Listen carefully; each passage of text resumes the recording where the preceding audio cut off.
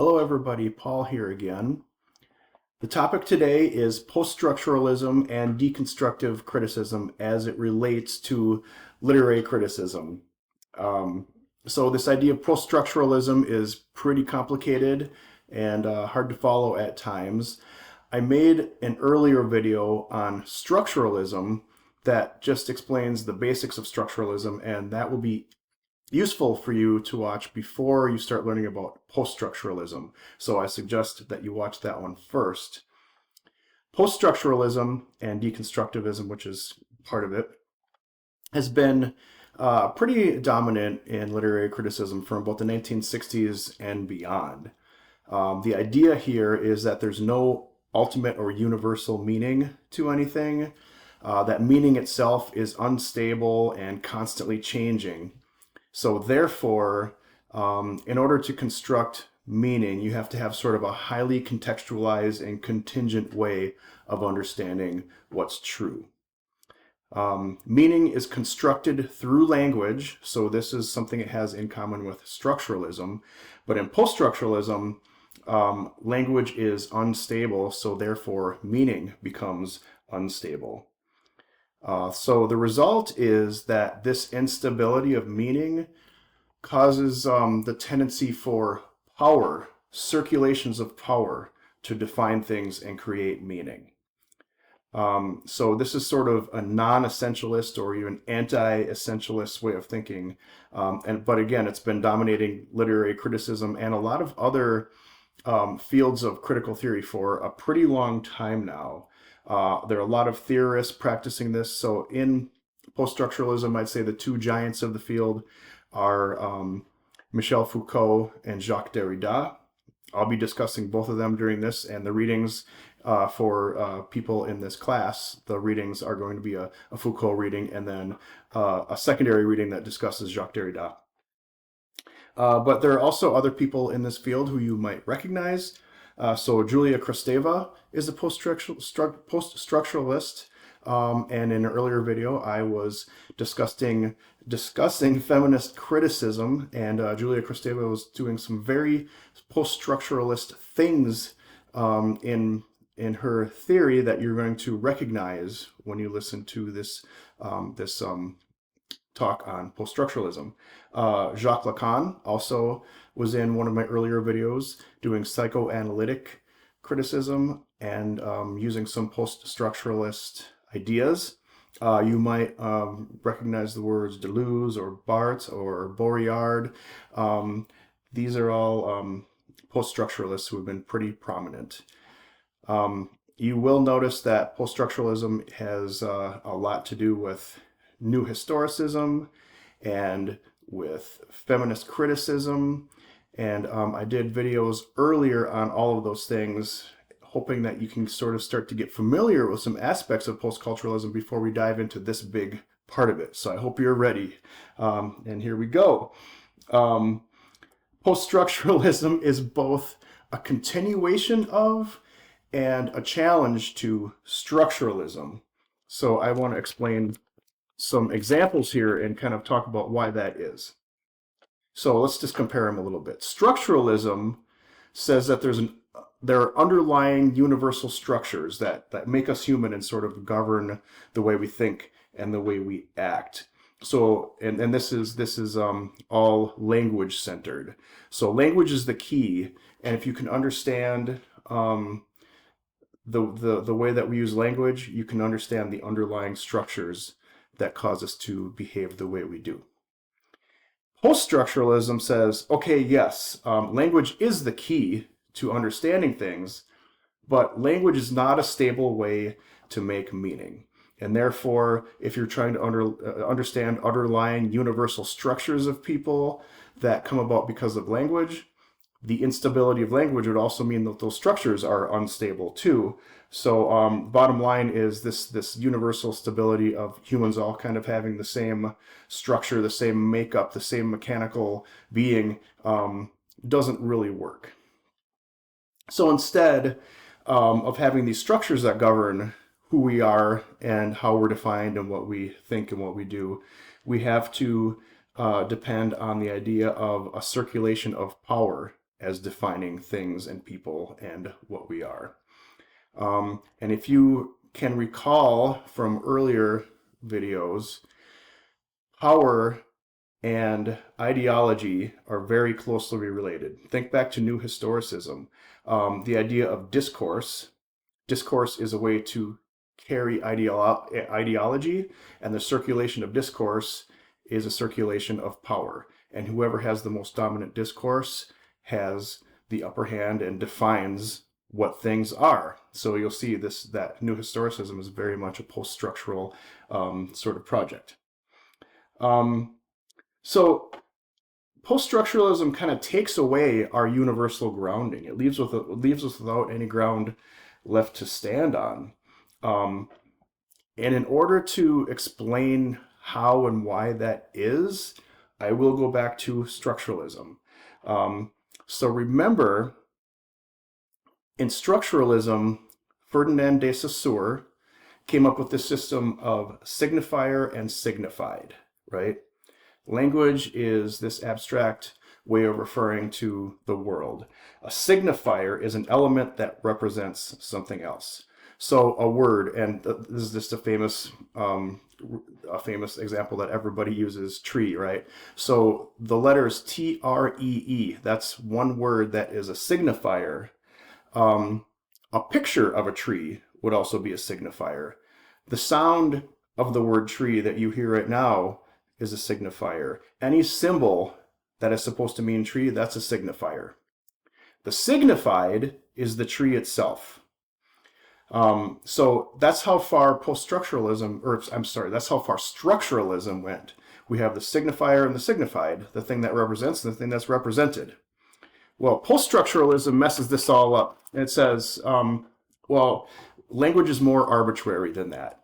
Words aren't, like handed down from heaven with a single meaning and a universal stable meaning that we can always use. What actually happens is we just made these words up, and they're contextual, and they change with every single context that they're in, and everybody has different perspectives. There's so many different perspectives and situations we can't control the meaning, right? So there's also another complication, and that is that we can't understand what something is without understanding what it's not. So much of our definition of something is also defining what it isn't.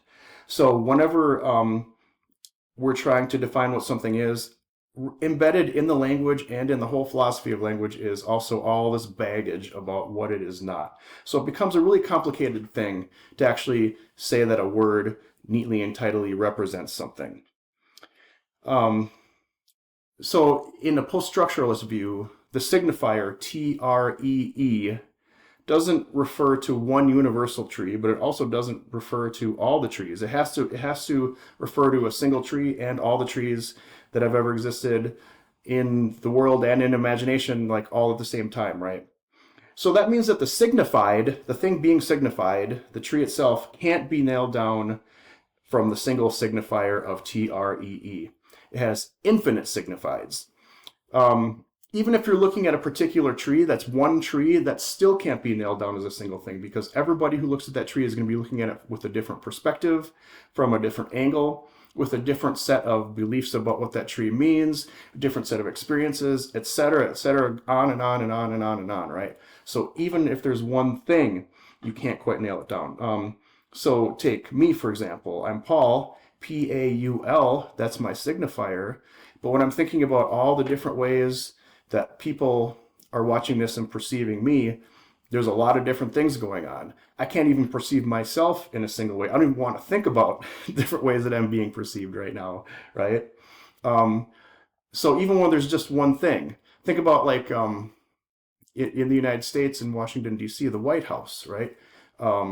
W-H-I-T-E-H-O-U-S-E, White House. There's only one in existence, but that signifier conjures so many different things. Especially, I think right now, there's so many different emotions, ideas, ideologies, beliefs that go into like, what is the White House? and that it's beyond just the building. We can't think about the building as one thing. We can't think about the ideology of the building as one thing. We can't think about our feelings of it or the traditions of it even as one thing. So there is no signifier signifies that simple. What post-structuralism renames this is sign. So a sign is something that contains, I shouldn't even say contains, something that sort of theoretically or very loosely contains the signifier and an infinite amount of signifieds. And that, so the signifier plus an infinite amount of signifieds is called a sign. All of the different possibilities for what the signified is, that's called play. These are Jacques Derrida's words that he came up with. So the sign is a signifier plus infinite amount of signifieds. Play is the idea that there's a constant moving chain of signifieds all the time. So the play in that is the fact that it's never standing still. So since language itself is not capable of creating stability, temporary stability is created, and that's where power comes in. Instead of having universal structures that are in place that we just need to understand and then we know what stability is, as structuralism would say, post-structuralism says that doesn't exist at all. Everything's very unstable. We get temporary stability, and power circulates around and defines things and creates temporary stability. So think back to feminist criticism and new historicism. There was this idea of discourse and ideology and power, right? Discourse is the way a group of people are going to have something in common with the way they speak, act, and think, the way they express themselves, right? The way they express themselves is carrying ideology with it. They have their own ideology that they're passing through with this discourse. And ideology is power. Whoever holds the ideology holds the power. So now we're getting into the territory of Michel Foucault. Michel Foucault, who one of the readings assigned for this unit is The Subject and Power by Foucault. And so the circulation of power and whoever controls ideology controls reality is kind of Foucault's jam. That's his thing. So let me just explain kind of how Foucault explains this. So discourse, the way that a group of people have in common with communicating and thinking, discourse is a way of spreading ideology.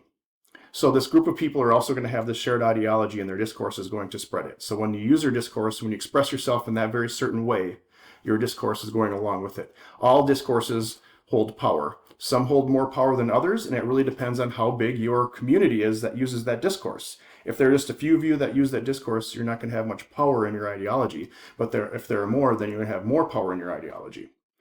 So this circulates, and nobody is without power. Nobody is without discourse.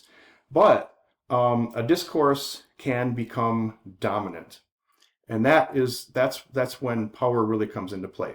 So if there is a group of people who have a certain discourse, a set of beliefs and ways of explaining themselves that they spread through ideology, and it starts to become pretty widespread, people are going to accept that as the discourse, then what happens is that discourse becomes dominant, and all other discourses become other. So this is another term that we've explored in other videos. Other, like with a capital O. Other means not the dominant, right? So you have something that's normal. The dominant becomes normal. The dominant becomes like a default. It becomes natural. It seems like that's the real way of doing things, right? And then anything outside of that is the other. Well, that's some other thing. It's not normal. It's maybe something that people do, but it's not normal. Foucault says the way this is controlled is by the dominant ideology in the discourse. That's power. Whoever has the dominant ideology that is accepted by everybody else has all the power, and everybody else is the other. A lot of this has to be done through consent. You have to convince people that this is true. And if enough people are convinced that it's true, then it is true. So, according to Foucault, the difference between something being good and bad is just whichever ideological discourse, whichever form of power is in place that tells us that. So if the power in place tells us that that murder is evil and helping people is good, that's the way we'll believe it. So this is where this gets kind of radical, because it kind of suggests that it could be the opposite way if a different discourse was in place. And really, psychologically speaking, it could. Like if we grew up our whole lives being told and seeing demonstrated that murder was a righteous and good thing to do, we would believe that. And I think there are some things in the world where people do develop that, right? Whatever tells us that something is moral and something else is immoral, it depends on the dominant discourse of power. Whatever is considered sane versus insane, and this is one that Foucault loves to use. And so since this was the 1960s, he used the word madness, right? So how do we define madness, and how do we define what is not madness? So there are no universal structures. There's just a power that's in place making something seem normal and everything else seem like it's not normal. So let's keep thinking about Foucault as a subject and power here. Power defines us and turns us into subjects. So when there's an overriding dominant ideology that is the power, that's what defines us. So I could be defined as a good person by the ideology, or I could be defined as a bad person. I could be defined as a good citizen or a criminal. I could be, defined as so many different things, and the same with everybody. I could be defined as somebody who has sanity or as somebody who is insane, depending on what the power is governing here. So a key aspect of this, and this is the social ramifications of this, is that if we are all defined by that power, we become subjects of that power. And the important thing is that we are still free people, free to do what we want to do. It's just that there are boundaries set around what is possible. So we might try to do something radical or something really unique, but we can't even understand what radical or unique is, because the possibilities have already been bounded by this power. And that is one of the ways that a lot of control happens in the world. And I won't get too far into the way Foucault gets into that, because I'll kind of be moving outside of this article, and I really want to think about the subject and power. But just know that he manifests this in a lot of different ways. So power works on us without us noticing it. We think we're completely free and we have all of our faculties about us, but we actually are being bounded and controlled by this power without our realization. So Foucault says that in order to really understand power, since it becomes kind of invisible and starts to seem like the norm, is you have to look for the resistance to that power. There is no such thing as power without resistance. If power is being exercised, it is automatically generating resistance. And the resistance is just what happens when power is exercised. So nobody has unfettered power. There's always an automatic resistance to that power. So if you want to find those acts of resistance, that's what's going to help you to understand what the power is in the first place. So for example, think back to our feminist criticism video. If you want to understand misogyny, you have to understand feminism. Those are two, I guess, binary opposite things, or things that are acting as binary opposites, or that we think of as binary opposites, but you can't really understand what misogyny is without understanding what female equality is, right? You can't really understand what it means to be a good citizen unless you also understand criminality. You have to understand what it is not, right? That's the only way you can really fully understand a concept. And who knows if we're still getting it fully, right? But that's the way that we can learn more and get a deeper understanding of this. So this is that binary thinking that's been such a part of all of these videos, really. All of the critical theory from like the 1960s on is really about binary thinking and power. Now, that's a nice segue into the idea of deconstruction. So deconstruction is just a facet of poststructuralism. And I want to talk a little bit about deconstruction because I think it's going to be the most useful thing, especially for somebody who's just trying to wrap their head around this and just do a close reading of something and demonstrate literary theory, right? Deconstruction is the person who's really the originator of this is Jacques Derrida, another French thinker. These guys are all French, you know. So Derrida is the central figure of deconstruction. I actually have studied under someone who studied under Derrida, so that's really cool for me to think about. It doesn't make it any easier for me to understand it, but it's just a feather in my cap, I guess. So as an aspect of post-structuralism, deconstruction works through a lot of the same principles, but it works really, really well as a reading technique, and that's why literary theory has picked it up so readily as a technique that they like to use. In fact,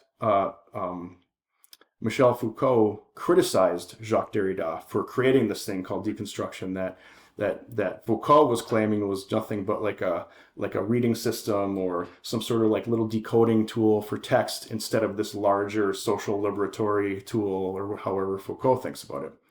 But that also makes it really a lot easier to use.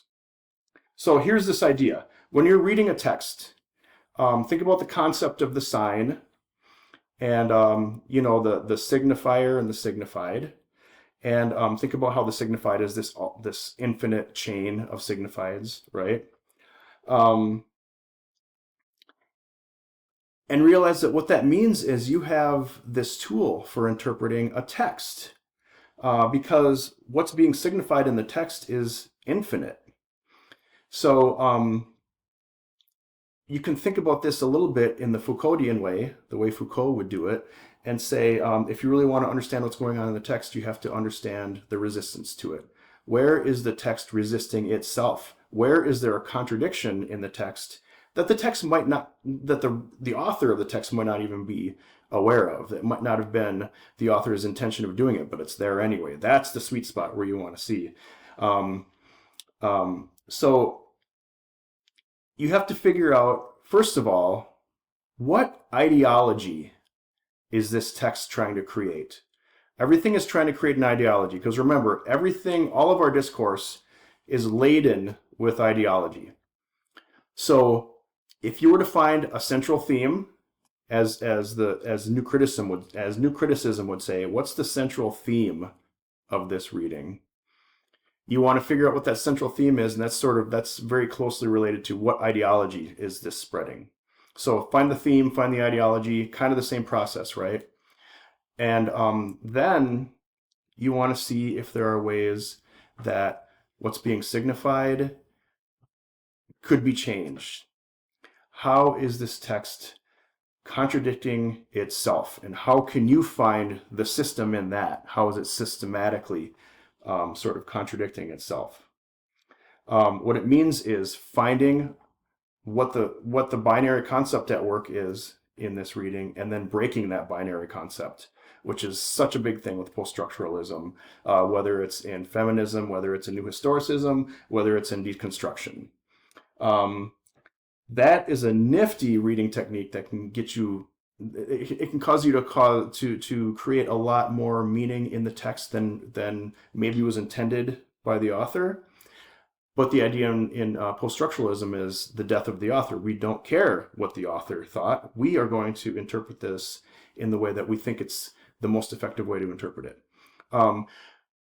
Cautions about this method. Don't get too carried away, because I think that sometimes people get the impression that in literature there's this, your opinion can be anything you want it to be, and you can never be wrong. That's not true. I don't want you to be going down the road where you can say that I can read something and make it mean anything I want without any consequence because it's my opinion and my opinion is mine, right? That's not the way this is going to work. What you're going to do is use a method, and you're going to be breaking these binaries in a way that makes sense, and you're going to have to back it up with evidence and justify it, even though there is, according to post-structuralism, infinite possible meaning. that's arguable, right? There's a lot of things in this theory that are arguable. But even though you can think of it as infinite possible meaning to give yourself lots of possibilities for interpretation, don't just willy-nilly say that you can make it mean anything that you want. Go through the process. I'm going to make another video then where I'm going to demonstrate this process and hopefully give you some good tips and a good way in to actually using this in a close reading. So I will see you in that video. I hope you watch and benefit from it and make sense out of this really complicated and weird thing that we call post-structuralism.